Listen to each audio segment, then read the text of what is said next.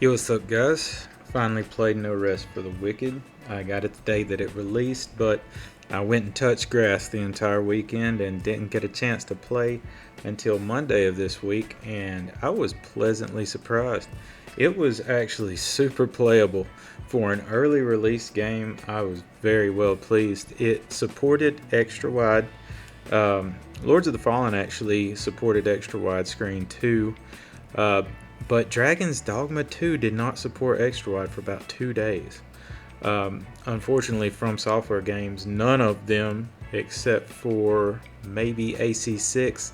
I don't know if I'm remembering correctly, but I know Elden Ring doesn't support it, AC6 maybe, but all the previous From titles don't support extra wide screens. But this game, No Rest for the Wicked, it is unlike anything I've ever played. It's got that top-down ARPG style like a Diablo or WoW, but it's got the mechanics like the dodge rolls of a From Software game, and the spacing and strafing is a lot more important than timing. It's different but the same, because you have the dodge rolls and iframes and everything, but your spacing means a hell of a lot more.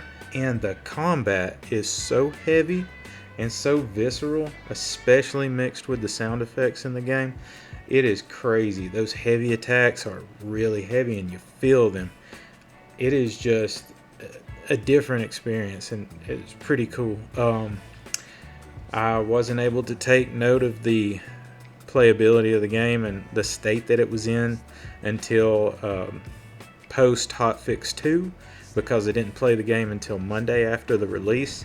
So I don't know what those first two fixes did to improve the game. I can just read the notes, but how it was before and after the notes I have no frame of reference for. But I did actually play the game pre and post Hotfix 3, and Hotfix 3 was like 30 gigs or something like that. It was a big download whenever Hotfix 3 came in.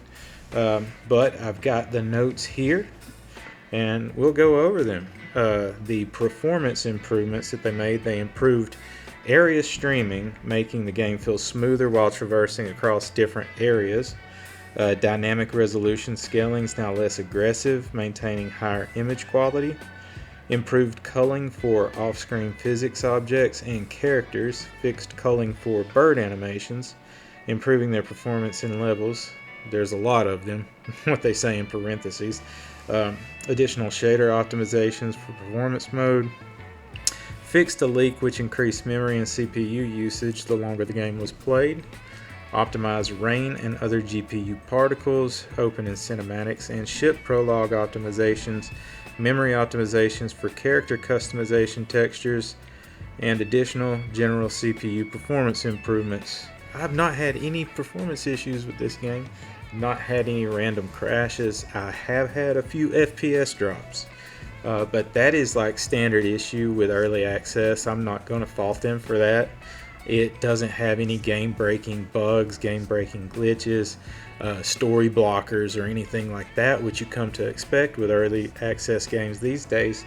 But these guys had this game almost in what you would consider a polished state for other developers. I am impressed, truly impressed, especially after Lords of the Fallen and Dragon's Dogma 2.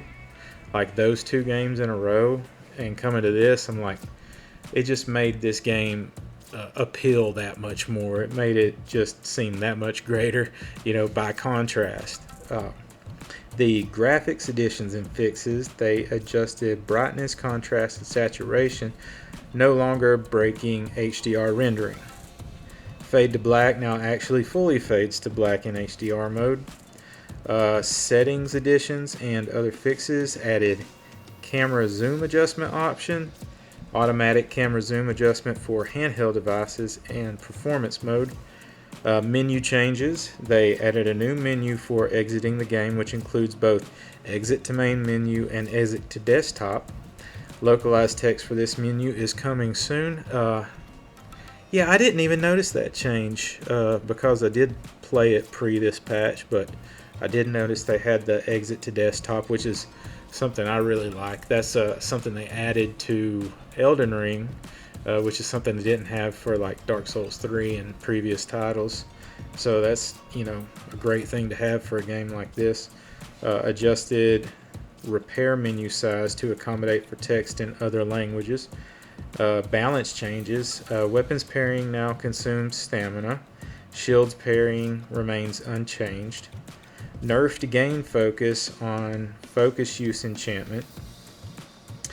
Unarmed can now land hits while enemies are on the ground after performing a backstab. Loot changes. They adjusted dig spot rates such that clay drops more often, reduced the number of hits needed for dig spots or veins in trees. Okay, enemy changes. Improved behavior for Nith, Screamer, and Shackled Brute. Now, I have only reached that very first boss, the Torn. I forget his name. I'm probably going to have that fight in this video. So I've yet to come across these two, so I couldn't make any notes pre and post patch.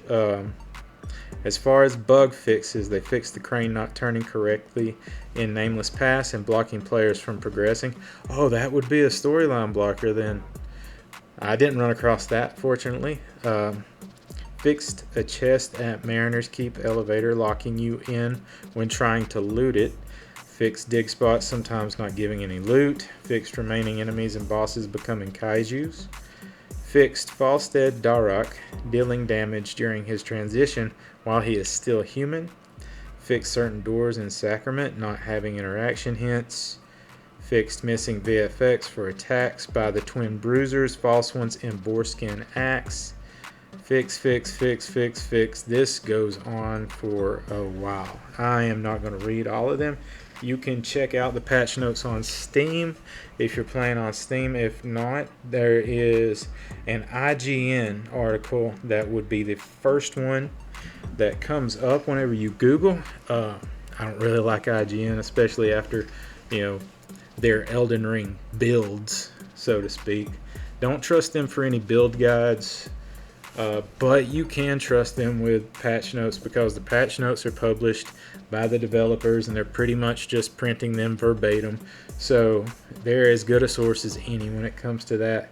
Just never follow their build guides. It's funny. They're memeable at this point. But that is all I have. I'm truly impressed with this game, and I am intending on keeping you up to date about it and probably posting some gameplay in the future. But that's all I got for you today, guys. Have a great one. Peace.